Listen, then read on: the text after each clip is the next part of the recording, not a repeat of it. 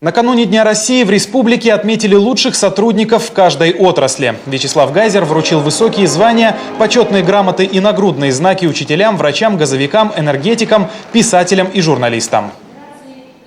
Ответственная, самоотверженная работа каждого из вас в своей отрасли, на своем предприятии, на своем рабочем месте – это лучший вклад в настоящее и будущее благополучие нашей страны и республики.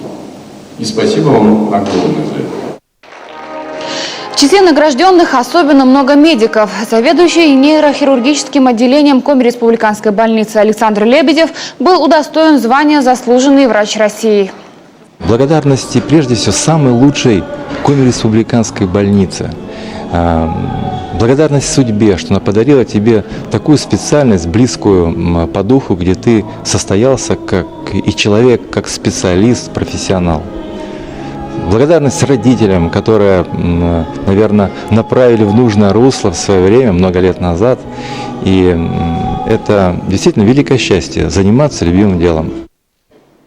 В Большом зале администрации главы и правительства Коми собрались не только известные на всю республику люди, но и жители глубинки, которые своим скромным трудом внесли огромный вклад в развитие малой родины. Вот отрасль культуры проработала 45 лет.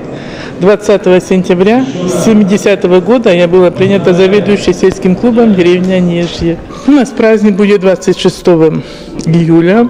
85 лет клубу, я попросилась, говорю, проведу праздник этот и ухожу. Все, до свидания, устала.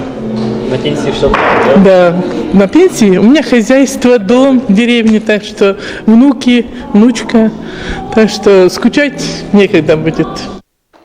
Настоящие профессионалы своего дела, патриоты страны. Так назвал награжденных Вячеслав Гайзер. Глава подчеркнул, патриотизм выражается не в громких словах, а в каждодневном и ответственном труде на своем месте.